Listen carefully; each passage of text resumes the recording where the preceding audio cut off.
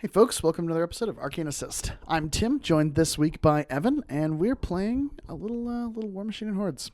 I'm playing Retribution, a list not dissimilar to a pairing that I'm piloting with Gorshade 4 and Vyros2. This is the Vyros2 version of the list, and he's in Forges of War. We rolled off, I won the die roll and elected to go first. And this week we have something of a Griffonageddon. Griffon off. May the greatest Griffins win. Yes. Yeah, because Evan is playing Una2. Una2. Yeah, it's been a while since we've shown off some Una2. Indeed. Since before the Unapocalypse. Before the Unapocalypse, that's right. So this is obviously post-change Una2. Still a very, very powerful support caster, lots of robust tools. And this is Vyros2 in the post-retribution CID changes to Forges of War, which allows him access to Discordia. So my list is Discordia, Manticore, and Vyros' character Jack Imperatus. And I have 5 Griffons, because I never leave home without at least 3. And 2 House Shyeel Arcanist units. 3, you say? And I have Eiryss, Mage Hunter of Ios, also a free module in the list. Then I have a Magister and 3 Arcanist solos. So a couple of units, lots of jacks, and a plethora of solos. My theme benefits give me a free upkeep on the first turn, free spells. Upkeep spells are cast, so for Vyros, that's just synergy. And then I've also got Shield Guard on all the Warjacks here, which is pretty cool. All right, cool. Yeah, no, Shield Guard on your jacks kind of messes with some things that I have, in one piece specifically. But beyond that, we've got Una with her battle group of 7 Scarsfell Griffons, a Pureblood, a Gorax, a Feral Warpwolf, and an Argus Moonhound. We've also got some free stuff. We've got a free Black Cloud Wayfarer, a free Lord of the Feast, and a free unit of Shifting Stones with a UA, and a paid-for unit of Shifting Stones. Or no, wait. I have 4 free things in this list. All of the things except for the Stonekeeper are free. Yep. Call the Wild, pretty cool. You get a +1 to go first, and you get reduced cost by 1 animi in the list. Yes, very good theme benefit. Really cool theme benefit. Especially with a list where most of your pieces have 1 cost animi. Elusive. Yeah, so without further ado, I think we're just going to jump right into it. Yeah. So as previously mentioned, I won the die roll, opted to go first. Let's talk through the terrain a little bit. Now, this is a really interesting table for the lists that we're playing because most of the models in both of our lists can ignore forests. I can ignore forests, clouds, and intervening models and drawing line of sight with Battlegroup models thanks to Bird's Eye, which is kind of a awareness level field marshal ability. It's a really cool effect that Vyros has. And then also Evan's Griffons, which make up sort of the majority of the offensive output models in his list, they all have Tracker, which lets them ignore forests when drawing line of sight. Yes, it's very cool. Weird. It's a weird matchup.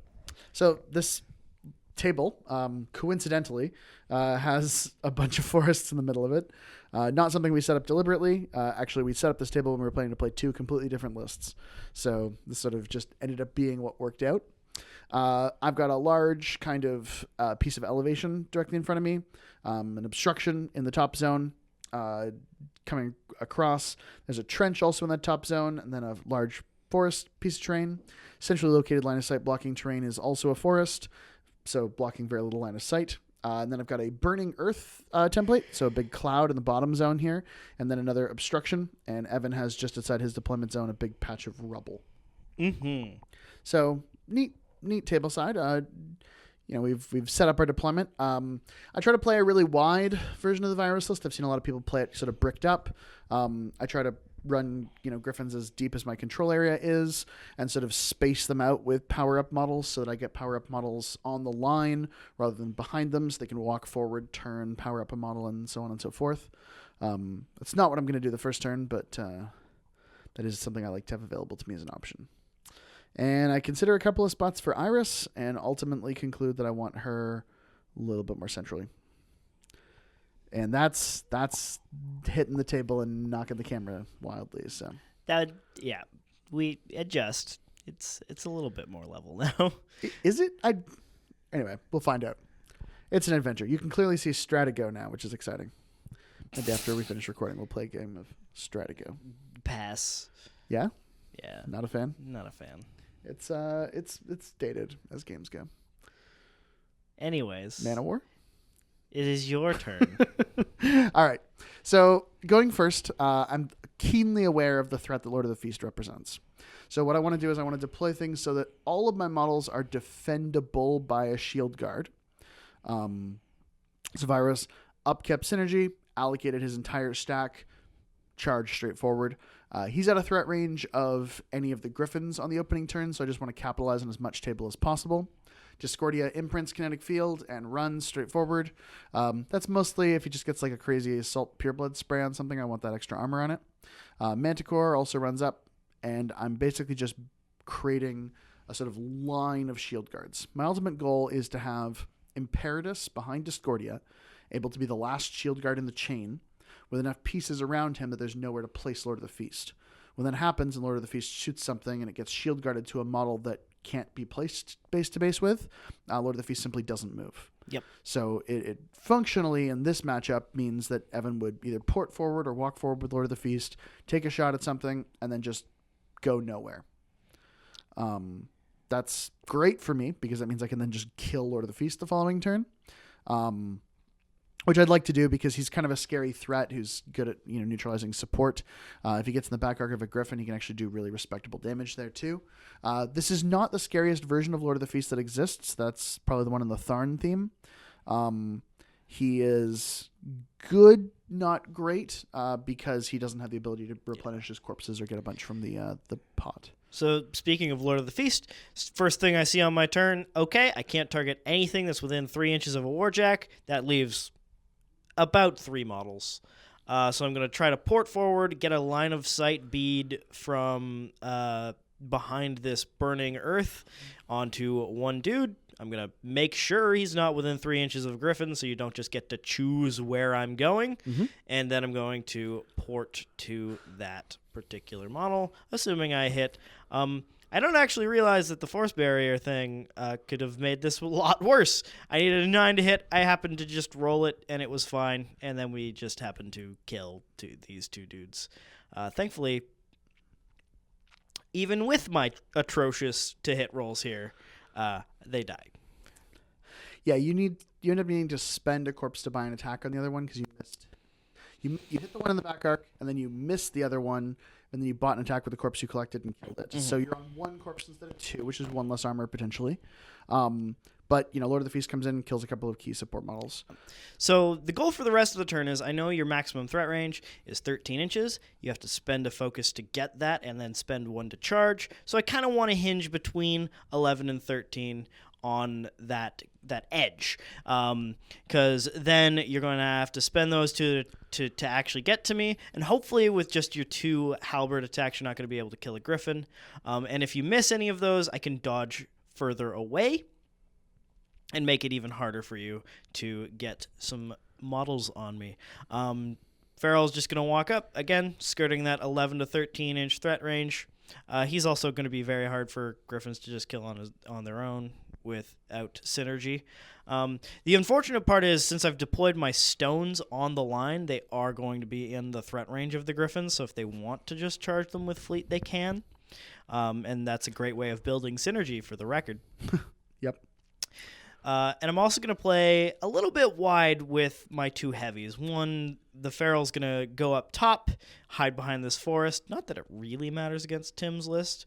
It mostly just matters for not getting force bolted by Arcanists. And then the Griffins, again, going to skirt that line. 1 or 2 of them might just go into the 11 here.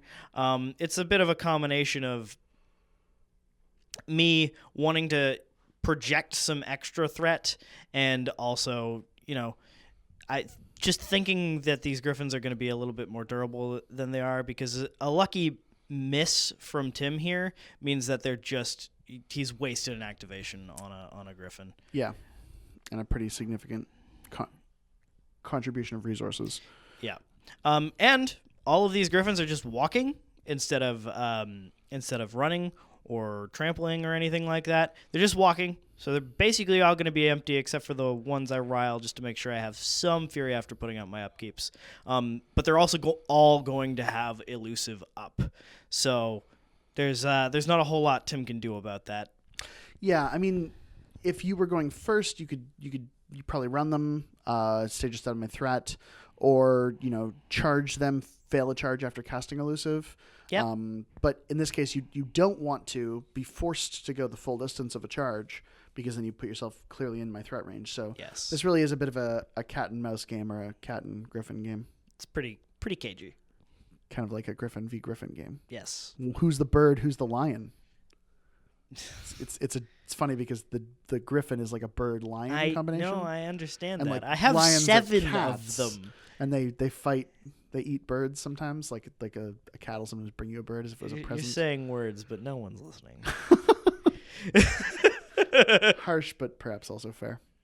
So I move up a big old line of Griffins, and I slap the clock over to Tim. And it is my intent now to follow that up with a big old line of Griffins. It's a really interesting matchup in some cases, because the alpha is kind of really key to how you play this matchup. And I've captured a lot of table, and I put a few things forward, but not very many. So now I have to decide what I'm gonna get for that. This is pretty sweet. Step 1 is the Magister walks in Lord of the Feast's back arc and into his stealth range. Crit knocks him down. Doesn't do any damage, but he just kind of gives a knockdown Lord of the Feast a couple inches a little closer. So, step 1, cut a hole in the feast. That's so uncomfortable. Now that he's knocked down, he's an easy source of synergy, and he's no longer a problem I have to worry about, so that opens up the whole game. The next step is I want to break some shifting stones. Basically what I'm doing is I'm trying to make Evan's threat ranges as linear as possible. Things that I don't have to consider nearly as much. And then I'm in turn going to try to make my threat ranges as non-linear as possible by feeding this turn.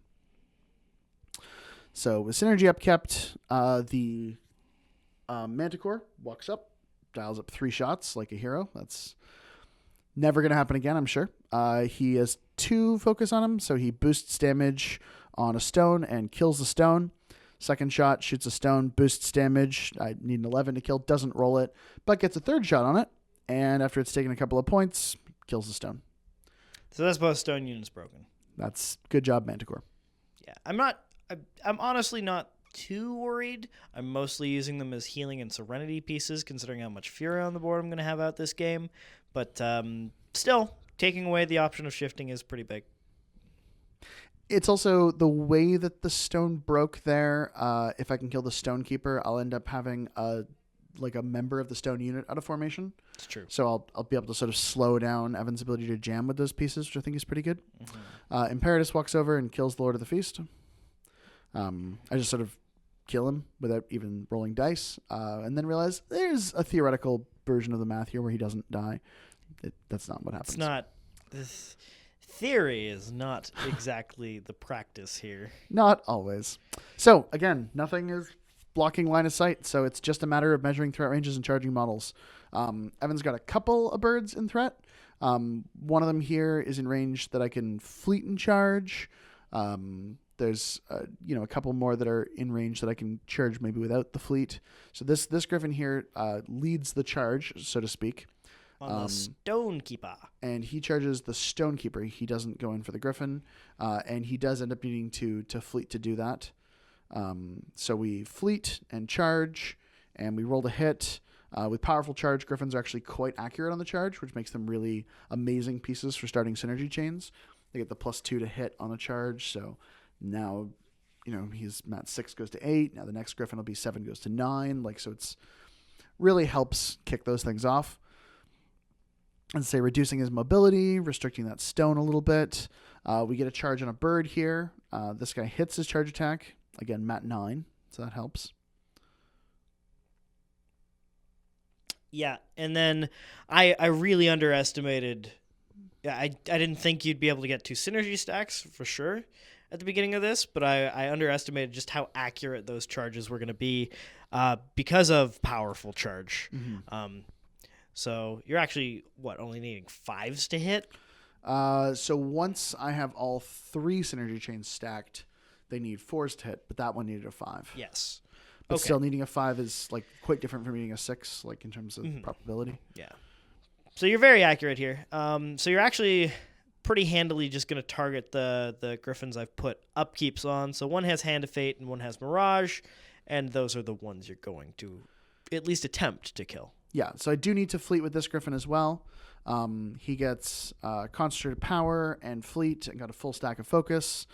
So he charges and has 1 focus left. On his charge attack against this Griffin, he connects. And then this is POW 18, so this is dice plus 5. Not a great roll, but, 15 damage is 15 damage. More than half a Griffin. Buys an attack. Scarsfell. Connects even without the plus 2. And he finishes off the Hand of Fated Griffin. Yep. Forcing Una to activate first and put Hand of Fate on something really just limits the amount that you can get out of that in a turn. I don't get twice as much output out of Hand of Fate because I can't just upkeep it and then cycle it. Especially cycling it to the model that would have Mirage, who may or may not exist by the end of this turn. Right now he's on, 2? No, more than that. 6 boxes? Not a lot of boxes. Few, I think, is the answer. He got hit like a truck. Yeah.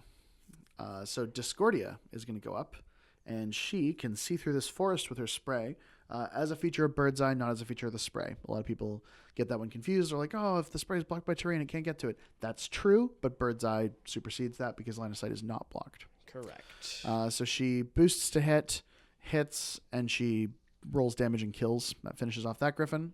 So now Evan's threat range is a lot more static. It's 12.5 with the feet. A little bit more if he can get Hunter's Mark, but I think Vyros is out of range of the Black Cloud for that. So I just move Vyros up again as aggressively as I can. Which is not, it's not crazy aggressive, but it's still, I'm putting myself out there. And I feat, and I camp 5. Cool. Seems pretty good. You got a couple more Griffins, though. Oh, yeah. We're actually only about halfway through the turn. I just wanted to move Vyros up a little bit more now that I've kind of cleared off the things that I was worried about threatening him. I happen to have a unit in that bottom zone, although we're not scoring it yet this turn. Also true. They're not nearly at full strength. So I have a Griffin here who fleets and charges to get in on yet another Griffin. This one got Concentrated Power as well from the Arcanist and had a couple of focus from the Shyeel unit.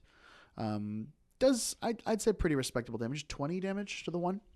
Yeah. On a couple of boxes. Yeah, that's a decent amount. You've got 2 boxes left in Spirit? Yep.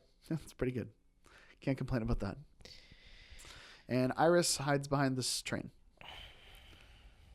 Hiding from the camera, hiding from Evan, hiding from me. We'll see if she gets to activate ever again. So I forget to use the objective to heal here. I should have healed the Griffin that only has its spirit left. But I don't because I forget that's just a mechanic of this game that I could have used and didn't. So moving forward, we have to see what we want to kill this turn because we also have to organize it quite readily. So we're going to move our slow models first. We're going to use the Feral to kill this Griffin. I'm facing it forward because I don't want anyone to be able to get a back arc on it. I probably should be facing it so that one of these 2 Griffins happens to be in its front arc so that I could primal it. Because I also happen to just truck this one Griffin and just 3-shot it, killing it with my initials. Yeah, you rolled really well for damage. I think you were expecting to have to buy some attacks. Exactly. I was like, I've had heavies fail to kill Griffins before. I'm going to make sure that I kill this Griffin. And then I was just overcompensating entirely. So it comes over to me, and I'm use the feat to move Imperatus 3 inches forward. I'm like, oh, hello, Imperatus. Are you in threat range of things now? Let's find out. So if the black lad that was hiding behind this little water tower goes up and Hunter's marks Imperatus, I can get some Griffins on him. With the feat, at least. And I'm feeling pretty good about a free charge and primaled and hand defeated Griffin, at least procking Phoenix Protocol. Killing it would just be gravy. All right, so the Black Cloud moves up and is able to Hunter's Mark Imperatus. Yeah, no problems there. Only needed a 6 for it. And then I'm trying to see what else I can do. And I'm now at this point, because of Vyros' feat, Imperatus has to be the next thing I kill, or else he's just going to walk away now. Yep. So we primal and Hand of Fate a bird. We walk forward with Una, knowing that I'm not going to kill a Griffin with my shots. I just try to knock it down. I also walk forward so that I keep my bird in my control area. Important part of the feat. They can just go forever, which means you might, go too far. Yeah, so it's critical that Una be there. Speaking of criticals, you Thunderbolt that Griffin. I don't crit it at all. But you don't crit it. I was just kind of fishing for crits. You're hoping for it. Yeah. It's not worth necessarily committing resources. You camp this turn thinking you might end up having something get on you. Yeah. So I camp 3 because I know I'm moving very aggressively with Una, and I'm not sure how much of the table I'm going to be able to clear off. There's 2 heavies with guns. There's 3 Griffins right in my face, and I'm moving directly past them, ignoring them. And I only have a couple of models that can kind of clean up that mess. So again, the feat allows you to not be targeted by melee attacks this turn, not the following turn, but this turn, which means the free strikes don't hit you. You miss your first initial. Yeah, this Griffin's not going to do much, but it doesn't have any buffs on it, so it's not likely. Yeah, it's not benefiting from flank. It's not benefiting from Hand of Fate. Doesn't have primal. Like, this is the quote softening it up Griffin, and it does good work. It takes more or less the shield out. Yeah, he takes 3/4 of the shield out. And then the second Griffin goes, here's the scary one. Yeah. So this may seem like a light war beast to you. Mat 10 light war beast. It's a Mat 10 light war beast because of flank. Yep. That is also a weapon master because of flank. That has an additional die drop lowest because of Hand of Fate. It's POW 14 and 13 on its other 2 initials. So this thing just has a billion attacks and just spikes dice ridiculous because of the buffs it has. Like, just throw more dice at it, it'll be fine. If you count the Hand of Fate as pretty close to a +2, it's basically Mulligan. Yep. Triggers Phoenix Protocol and still has triggers attacks to Phoenix buy. Protocol with its initials and Yep. then has 3 more attacks. And with those 3 attacks, he does it. No problems. Nothing, no issues here. Just annihilates. And that's a dead Imperatus. Now, unfortunately, Una's not far enough up for this Griffin to get sprint from Hawker. Yeah, she but needs that's to be within fine. 7 inches of him. That'd probably be too 8. aggressive. 8? Is she command 8? She's command 8. Well, there you go then. I'm going to check that now because, yes, I didn't lie. She's command 8. Very well then. I read my cards before the game. So now I have to figure out where I want to commit my Griffins. Vyros moves forward. Yeah. Which is actually quite relevant here because Vyros is now in charge range of possibly a couple of Griffins. So, yes. Yeah. So there's the Griffin that only has its spirit left, and the Griffin that is way up top near the top of the table. Yes, that one I'm measuring from right now, in front of the shifting stone. So there's those 2 Griffins. The one with its spirit left just runs to be next to Vyros. He can't charge, so he runs to provide flank to the next Griffin, which after I poured some stones out of the way, and this Gorax is going to primal for 1, thanks to Call of the Wild theme benefit, after Tim reminds me, and then charge. I should have actually had a second fear on this Gorax. That's what it is. And then I'm going to charge with this Griffin into Vyros, who is now primaled. So now you're Mat 10, which means you only need 5s to him. Mm-hmm. And you POW 14, so your dice -4. Mm-hmm. And you have flank. Fortunately, you roll like trash. Yeah, you're camping pretty hard too. I don't expect to kill you here, but I think I'm going to definitely keep you scared for the rest of the game. Yeah, it's closer than I thought it would be. You don't roll amazingly, and you do pretty solid damage.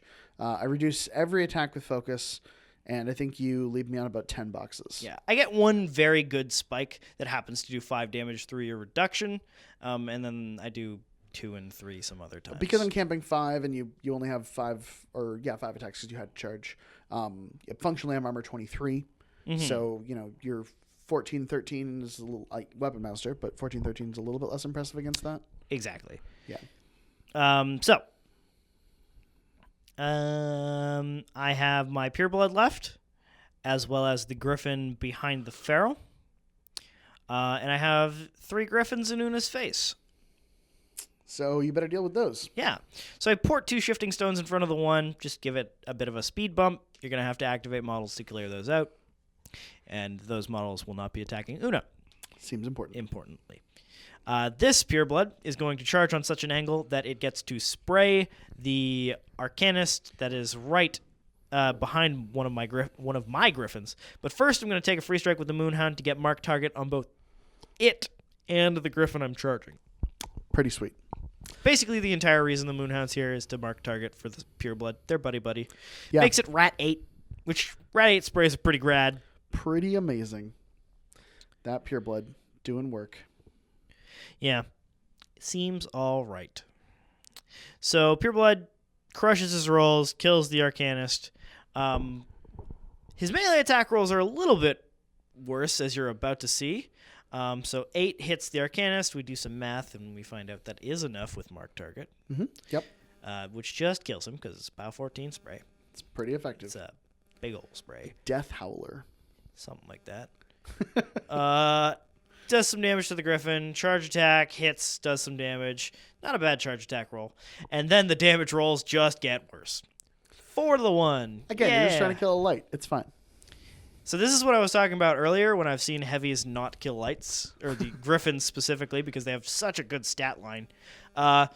This Griffin lives on 1 box because reasons. On your final attack, you take out its left arm. Yes. Thankfully, it's not going to be killing Una. No, not with just 1 box in Cortex. But it's still alive, which I don't like, because it can provide synergy. So Griffin, that is alive, charges your Griffin in the back. He ignores free strikes because of my feat. Well, actually, he can't be targeted by melee attacks, which, when it's on your turn, is basically... A lot like ignoring free strikes? Basically just ignoring free strikes. If you had defensive strike or retaliatory strike, it would also ignore those. Ooh. But Anti-Zadesh meta. Anti-Zadesh meta, right here. Heard it here first. But yeah, he makes some attacks. I don't fill this Griffin up because I want more transfer targets. So now I have the Feral, the Gorax, and that Griffin as transfer targets. All right. Well, that was a incredible alpha.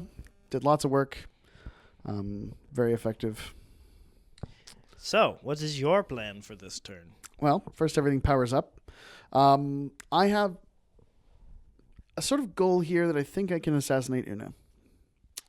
To that end, I'm going to give 3 focus to the Griffin up there, kill the stone that's sort of blocking its way, and have it walk into Una, able to make a total of 5 attacks on her. Yeah. Important note, every Griffin except the one that ran to provide flank on Vyros has elusive up. Because it's just free to do that. Yep. Yeah, so stacking synergy for this Griffin is going to be a little bit challenging. It has 5 attacks. She has 3 transfers, so the Griffin would need to kill her in 2 of those attacks, one of which is a shield, so that's not very likely. So what I'm hoping to do is to strip a couple of those focus with shots on her. I've got Discordia's gun, which will reduce her defense and can be a boosted POW 14. I've also got a Manticore, who has D3 gunshots, and I'm hoping if I roll pretty well there, I could put a couple of boosted hand cannons into her. So the Manticore can aim, because it's within 12 and can ignore the forest. With Discordia debuffing her, that brings it up to Rat 9, which means it needs 6s to hit. I'll boost to hit a couple of times. If I roll 3 shots, maybe I'll save the boosts for damage. So the Arcanist unit walks up, gives a bunch of focus to things. Including a Griffin down here that gets 3 focus. Vyros allocated 2 to the Far Griffin, who's out of range for any Arcanist support. And, Vyros is probably going to be a part of the plan here. And, while I'm killing Una, incidentally, I want to do a bunch of work to the birds that are here. Try to kill the things that are, threatening to me and to all the things here as a kind of a backup plan. I consider just going for the attrition play. I can score a point this turn in that top zone. If I pull Vyros back a little bit more conservatively, don't get as much work out of him in melee this turn, I'm going to be able to stay out of threat of some pieces. But the Assassination on Una seems pretty credible, so I give it my best. Magister goes first, walks in the Burning Earth, and takes a Force Bolt shot at the bird, but misses. Bit unfortunate. He's Magic 7. With a back arc, needed a 6, so I was hoping to just pull the bird into the fire. Fair enough. The Griffin instead dodges and moves to basically face better so that anything isn't going to get a back arc on it. Yeah. Also tucks behind his 2 friend Griffins, which, being the full health one, means that it's less likely to get charged by one of your Griffins. Key to identify friend Griffins versus enemy Griffins. Yeah. That's why banners are important in war. Yeah. Oh, God. If you realize you've been hacking up a bunch of people and then it's Tom and Jim who've been making food every night in your camp. Well, that's a bummer. Yeah, that's a bummer. that's how you describe friendly fire? A bummer? Well, I mean, it's a disappointing experience. So we stack synergy a couple of times. First couple of stacks of synergy are I send the Griffin in who can punch the objective. He hits the objective with his shield, which is an auto hit. So that's 1 stack of synergy. Misses the Gorax and puts some damage into the objective. Second stack of synergy is Griffin over here, who goes in and just forces Griffin to dodge and come out of his melee. He's buying attacks on the Griffin on which he's got a back arc against, and he hits. He was fully loaded, so he's got pretty good damage here. Manages to do quite a bit of work to the one Griffin here. Yeah, the Primal Griffin is now on 2 boxes. Pretty good. In body. Yeah, so I killed the non-elusive Griffin and damaged the Primal Griffin, but there's an elusive Griffin in front of Vyros who is still basically full health. So synergy up to 2 stacks. We now activate. Pardon me. Synergy up to 3 stacks now. No, just 2. 2 stacks, 3 after this model's activation. He auto hits the stone, even though he's got a crippled halberd, and he boosts damage, needing an 8 to kill the stone. Leaves the stone alive on 2 boxes. So stone's alive. Vyros activates. We just confirm that with the way that the Griffin elusive moved to be out of the other Griffin's melee range, Vyros will have enough room to fit between their 2 bases. So he moves up. He gets base to base with the elusive Griffin, so he can kick him with the horse, and if he misses, still make a melee attack against him with the sword. And he just scooches in so that he's not in the melee range of, not in the line of sight of the back Primal Griffin, but that he has the other 2 Griffins in both his melee range and his line of sight. Really kind of weird, complicated Vyros positioning here, basically because I would want to, kill these 2 Griffins and get a quick work shot to kill that stone. I think if Evan opts to reave from these Griffins and kind of go to full with Una, I switch tactics and just have the Griffin up there kill the pureblood. And just kind of try to rule the table with Vyros. So this is the sort of compromised attrition play. So far, Evan hasn't decided to read from these models. No, probably the right call. Yeah, I'm feeling pretty safe camping 3. That said, I in my head have it that Discordia still has brain damage, so I'm not taking into account the -2 defense, but maybe that wouldn't make a difference. Yeah. -2 defense can be a pretty big deal. That means that Griffin probably doesn't have to boost to hit, right? It's true. Which is why I'm camping 3 should be fine. You only have 1 Griffin that can get me. So Vyros kills those 2 Griffins and then takes a quick work shot onto the stone and kills the stone, boosting damage. And now I suddenly feel a little bit worse about not taking Fury off of those Griffins because that stone's not there anymore. And you're like, oh, quick work. That's a really as. Yeah. So Discordia moves up, gets Una into range, and she boosts to hit, lands the 9 she needs, and I mark the -2 defense, and Evan's like, wait, what? We have a little moment here. It's good. Yeah, no, this is where I'm a little bit worried. I'm like, Oh, He's she like, has? doesn't she have brain damage? I'm like, no, she got nerfed. He's like, this doesn't feel like a nerf right now.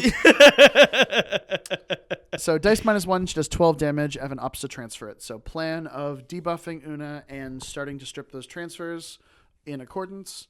The Manticore is within 12 inches. Just double check that with the hand cannon range. It generates shots. It only generates 1 shot, which is pretty unfortunate.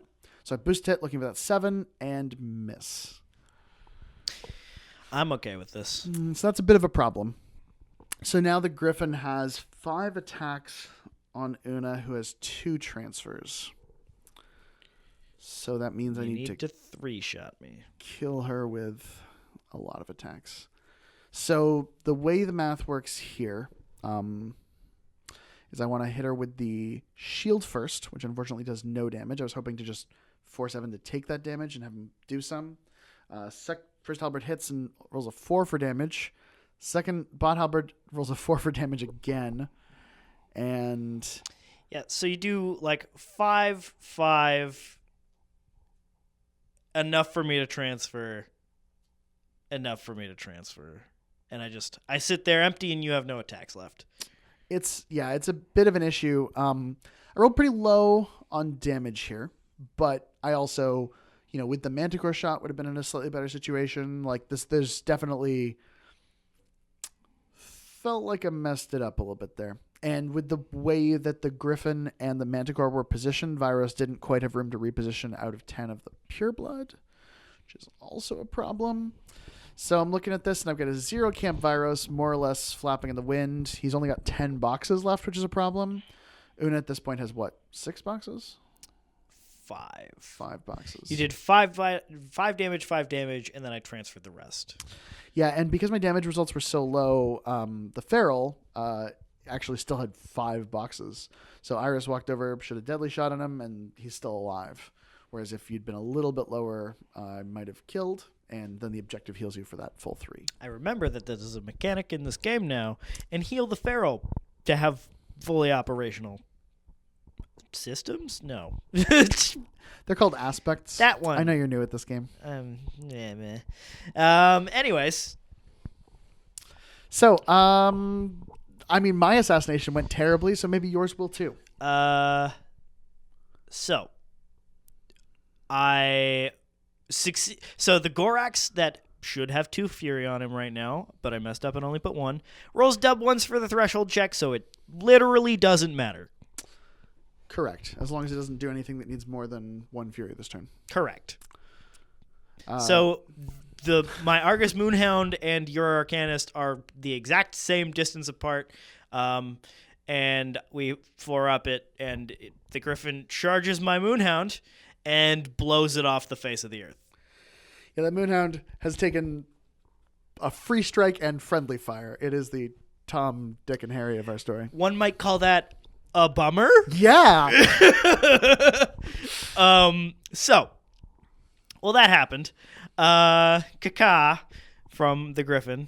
He's got murder in his eyes, and he keeps going. Oh, would you have been able to make a free strike with your things there? With my things there.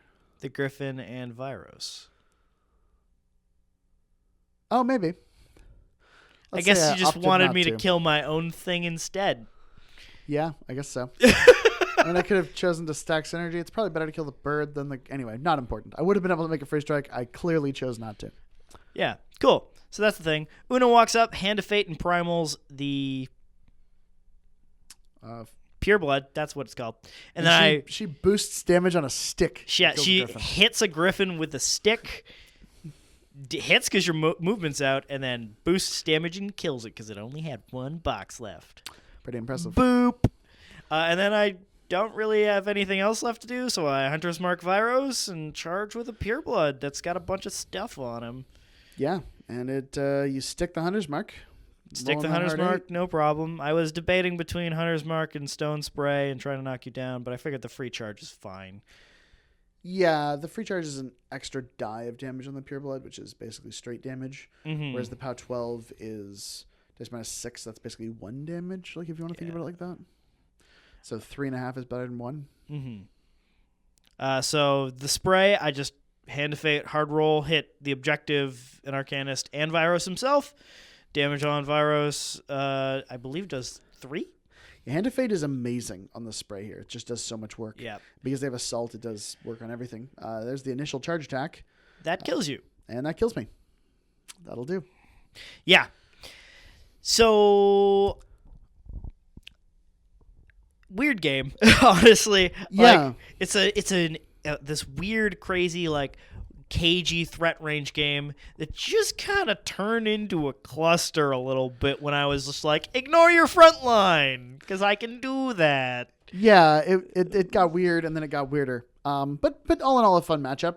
Definitely War Machine at some of its most unusual, which I always dig. Couple of kind of quick announcements that I figured we should make at the end of the video. One of them is if you could leave a comment below. We are designing t-shirts. Yes. We thought it would be cool to have some Arcanist specific t-shirts that people could like buy and stuff. So we're in the process of brainstorming ideas for them. So like we're going to have like one that's like, I don't know, the Arcanist logo on it. We're also thinking of some that might have like, I don't know, fun expressions from the channel. You folks listen to us a lot. Quotable things. Quotable things that people say. That Tim sort of stuff. Banky, drinkable. Yeah, so if there's something fun from the channel or an expression or a piece of art or something you'd like to see illustrated or put on a shirt or whatever, that'd be neat. Also voting for best hair in War Machine. Yep, no, that's definitely something we might put on a shirt. Also, if anyone is an illustrator and wants to work out some kind of a commission arrangement or something like that, we'd be keen to talk to folks who might be interested in some graphic t-shirt mock-ups or that sort of thing. So leave a comment below, and we will also be giving some t-shirts once they're produced and have been voted on and stuff to our Patreon subscribers. So if you're not already a Patreon subscriber, I'd recommend doing that. We'll probably be like raffling those off to Patreon subscribers. And then eventually we might create like another level where you get like a shirt a month or something if people are keen. But I think basically we'll just sort of, budget how many shirts we feel like we can afford to give away and then, pull some names. Sounds good. So that's the thought. And if you are planning to be at Adepticon, we mentioned this before in a video, but we'll be doing like kind of a big group meetup. We're both going to be there. Proceeds from the channel are covering our trip to Adepticon. So if you want to play games with us or hang out, that's the whole goal, is to chill with some of our fans. And there's still talk of a karaoke night. If that's something you'd be keen on, leave a comment below. If that's something you'd not be keen on and you'd rather just hang out, drink beers, and have a lovely time, and you don't want to see Evan do impressive karaoke and Tim not do impressive karaoke at all, then you should leave that comment. Yeah. Anyway, thanks very much, folks. We appreciate it. If you're watching this on Patreon, as always, thanks for your support. If you're watching this on YouTube, thanks for watching. Appreciate you tuning in. And if your financial situation ever warrants it and you'd like to support our cause, it's $1 a week. I feel like it's pretty reasonable. Thanks very much, and we'll see you next Monday.